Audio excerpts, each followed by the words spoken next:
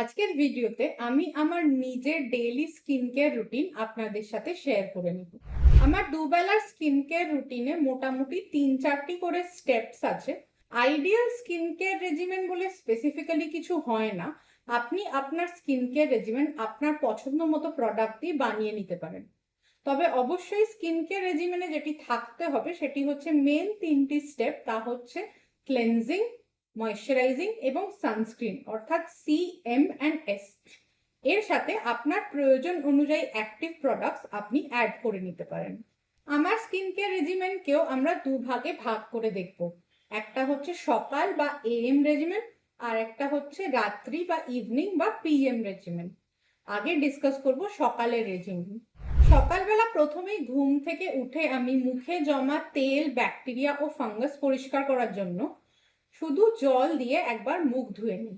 আমি চান করি সকাল 8টা থেকে 9টা নাগাদ। তখন আমি ফেস ওয়াশ ইউজ করি। আমি ডেইলি ইউজ করি সকালবেলা glycolic acid based brightening face wash. এটি মুখে অন্তত 30 সেকেন্ড লাগিয়ে রেখে তারপর আমি ধুয়ে ফেলি।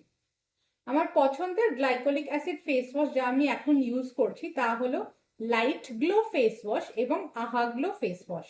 এরপরে হালকা করে মুখ মুছে আমি অ্যাপ্লাই করি হালকা vitamin C serum. Vitamin C serum এর অ্যান্টিঅক্সিডেন্ট অ্যাকশনের জন্য আমার স্কিনকে ট্যান থেকে বাঁচায় এবং এছাড়া এটি ব্রাইটেনিং অ্যাকশনও আছে। আমার পছন্দের ভিটামিন সি সিরাম হলো TruDerma vitamin C serum with hyaluronic acid এবং Revibra C10 from doctor Reddy's. Vitamin C সিরামকে 5 মিনিট মতো অ্যাবজর্ব হতে দিয়ে আমার স্কিন একটু ড্রাই হয়ে আসলে তার উপর আমি লাগাই একটি ময়শ্চারাইজার। আমি ইউজ করি পেপটাইডস বেসড ময়শ্চারাইজার। এই পেপটাইডস খুব জেন্টল প্রোডাক্টস যা স্কিনকে রেজুভেনেট করে এবং অ্যান্টি এজিং অ্যাকশনও দেয়। আমার পছন্দের পেপটাইড ময়শ্চারাইজার হচ্ছে formula RX barrier plus cream এবং দ্য ইনকি লিস্ট পেপটাইড ময়শ্চারাইজার। আমার স্কিন আগে অয়েলি ছিল, তখন আমি সকালে সবসময় ময়শ্চারাইজার ব্যবহার করতাম না। কিন্তু বয়সের সাথে সাথে এবং স্কিন কেয়ার রেজিমেন ইউজ করার সাথে সাথে আমার স্কিনের অয়েলিনেস কিছুটা কমে এখন প্রায় নর্মাল স্কিন হয়ে দাঁড়িয়েছে। তাই জন্য এখন আমি রোজ সকালে হালকা ময়শ্চারাইজার ইউজ করি। ময়শ্চারাইজারকে 10 মিনিটস মতো অ্যাবজর্ব হতে দিয়ে ফেসটা আবার একটু ড্রাই হলে আমি তার ওপরে ইউজ করি সানস্ক্রিন। আমার পছন্দের সানস্ক্রিন হচ্ছে jail based mat finish physical plus chemical based sunscreen. আমি ইউজ করি লা শিল্ড সানস্ক্রিন বা ফটো স্টেবল গোল্ড সানস্ক্রিন। দুপুরবেলা 12টা নাগাদ আমি এর ওপরে সানস্ক্রিন আবার অ্যাপ্লাই করি বেরোনোর আগে। তাছাড়া সানস্ক্রিনের ওপর আমি হালকা করে মেকআপ করি। প্রথমে ইউজ করি একটি সিলিকন বেসড প্রাইমার। আমার সবচেয়ে পছন্দের ব্র্যান্ড হচ্ছে সুগার। তার উপর লাগাই ফাউন্ডেশন। আমার পছন্দের ফাউন্ডেশন ব্র্যান্ড হচ্ছে রিমেল লন্ডন এবং তার উপর দিই একটি মিস্ট বা সেটিং স্প্রে। আমি ইউজ করি Swiss beauty makeup setting spray. মোটামুটি এই করে বেরিয়ে গেলে দিনের মতো আমার স্কিন কেয়ার রেজিমেন সেট হয়ে গেল। এরপর নেক্সট আবার সন্ধেবেলা বা রাত্রিবেলা ফিরে আসার পর আমি পরের ধাপে স্কিন কেয়ার রেজিমেন ফলো করি।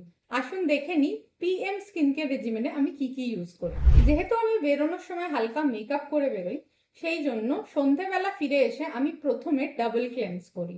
মিসেলার ওয়াটারে ভেজানো ওয়েট ওয়াইপস দিয়ে আমি প্রথমে আমার মুখ থেকে মেকআপ তুলি।